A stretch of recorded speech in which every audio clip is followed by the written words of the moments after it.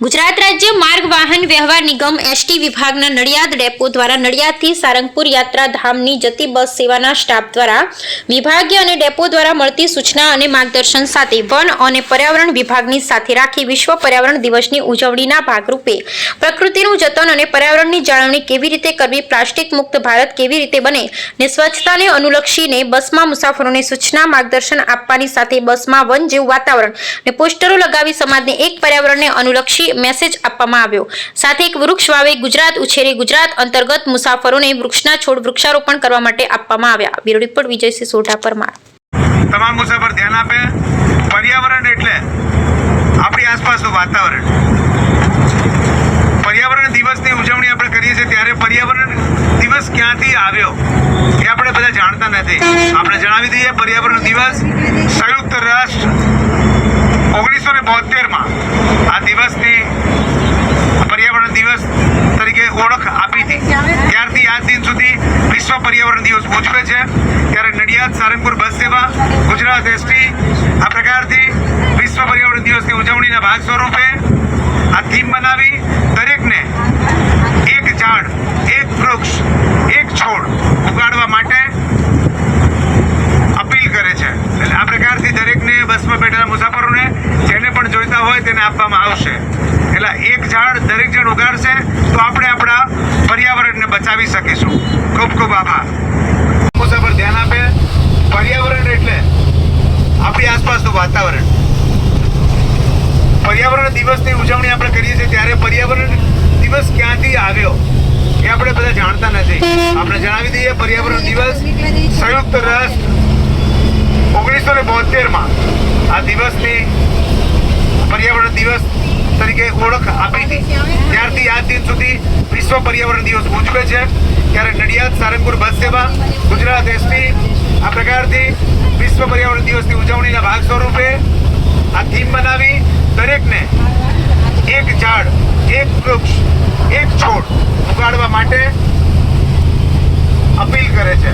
આ પ્રકારથી દરેકને બસમાં બેઠેલા મુસાફરોને જેને પણ જોઈતા હોય તેને આપવામાં આવશે। એટલે એક ઝાડ દરેક જણ ઉગાડશે તો આપણે આપણા પર્યાવરણને બચાવી શકીશું। ખૂબ ખૂબ આભાર।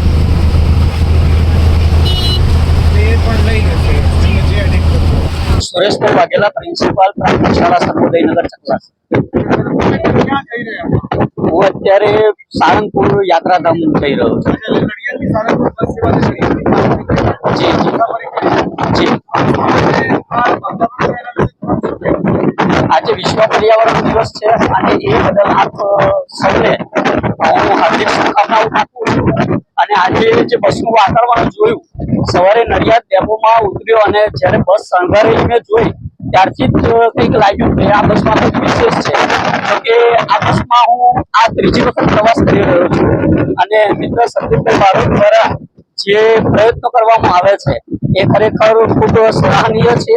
અને જો આવો જ પ્રયત્ન દરેક ભારતીય કરે અને એક વૃક્ષ વાવે તો અત્યારે જે ગ્લોબલ વોર્મિંગની દ્વારા જે દશા બદલાઈ રહી છે એમાં આપણે આપણું યોગદાન આપી શકીએ। અને આપણે જાણીએ છીએ કે વિશ્વની દરેક વનસ્પતિ આયુર્વેદિક દ્રષ્ટિએ ઉપયોગી છે, પણ આપણે એનો ઉપયોગ વિશે જાણતા નથી।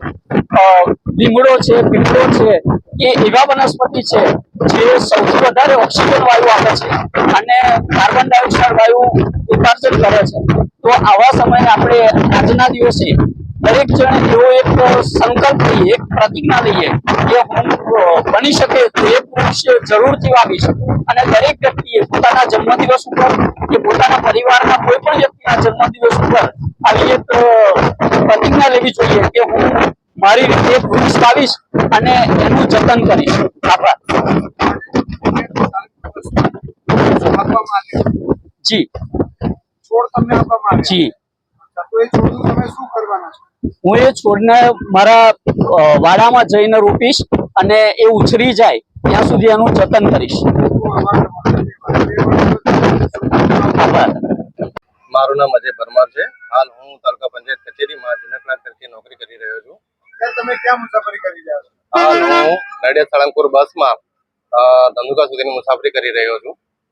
પર્યાવરણ વિશે તમારે શું કહેવું છે? સરકારી કર્મચારી એક સરકારી કર્મચારી તરીકે હું લોકોને એટલો સંદેશો આપવા માંગીશ કે આ પર્યાવરણ દિવસ નિમિત્તે આપણે સૌએ ઓછામાં ઓછું એક વૃક્ષ એક છોડ આપણે ઉગાડવો જોઈએ, જેથી પર્યાવરણનું જતન થાય અને આપણે દેશના વિકાસના કામમાં આપણે થોડા સહભાગી થઈએ.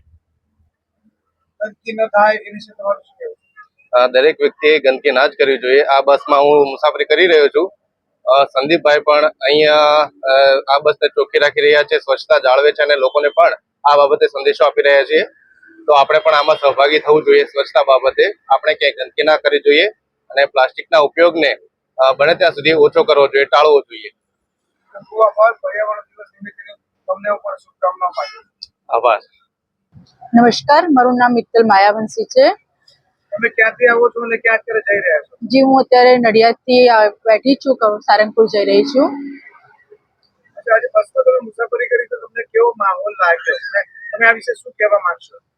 બસ જ્યારે બસ સ્ટેન્ડમાં આવી ત્યારે જોયું કે બસ આખી મતલબ વાતાવરણને જે વિશ્વ પર્યાવરણ દિવસ છે એનો એક સંદેશો આપવા માટે શણગારવામાં આવી હતી, જે એસટી નિગમ દ્વારા એક બહુ સારો પ્રયાસ છે કે જે સમાજને એ પૂરું પાડે છે કે તમે પર્યાવરણનો બચાવ કરો. પર્યાવરણ બચાવશો તો એ તમારું ભવિષ્ય બચાવશે. કારણ કે અત્યારે જે આટલી ગરમી પડી રહી છે એ બી એનું એક કારણ છે કે પર્યાવરણને આપણે જે નુકસાન પહોંચાડી રહ્યા છે, આટલી ગરમીનો સામનો પણ આપણે એના લીધે જ કરવો પડ્યો છે. દરેક જણે પોતાના જીવનમાં એક વૃક્ષ તો વાવવું જ જોઈએ. તો ગંદકી ન થાય તે માટે તમે અપીલ કરવા માંગશો? હા, બિલકુલથી. પર્યાવરણ સ્વચ્છતા રાખવા માટે, પર્યાવરણ જાળવવા માટે ગંદકી ના કરવી એ બી એનો એક ભાગ જ છે. તમે પ્લાસ્ટિકનો ઉપયોગ ટાળો, બને તો એવી વસ્તુનો ઉપયોગ કરો કે જે એની રિસાયકલ કરી શકે, જેનો નાશ કરી શકે. બસમાંથી તમને વૃક્ષ અને છોડ આપવામાં આવ્યું તો તમને કેવું લાગ્યું અને તમે એનું શું કરશો? હજી એને ઘરે લઈ જઈને રોપીશું, એને ઉછેરીશું. કારણ કે એ બી મારી બી એક ફરજ છે કે પર્યાવરણ પ્રત્યે, સમાજ પ્રત્યે, કે હું બી એમાં થોડું યોગદાન આપી શકું. ખૂબ ખૂબ આભાર. તમને આજના દિવસની પર્યાવરણની શુભકામનાઓ. Thank you. મારું નામ રેહાના કાઝી, હું ઇન્ચાર્જ સીડીપીઓ બરવાડા. છેલ્લા પોણા 2 વર્ષથી આ બસમાં મુસાફરી કરું છું. આજે જે પર્યાવરણ દિવસની ઉજવણી નિમિત્તે જે અહીંયા આયોજન કરેલ છે તે ખરેખર બહુ જ ખૂબ જ સારું છે. અને જે વાતાવરણ ઊભું કર્યું છે અને પર્યાવરણ શું છે એ દુનિયામાં, અથવા તો આપણે એ બસમાં બેનર મુસાફરીને ખબર પડે કે પર્યાવરણ આ શું વસ્તુ છે. એક ઝાડ છે, એક માં કે નામ, જે સરકારનું આયોજન છે.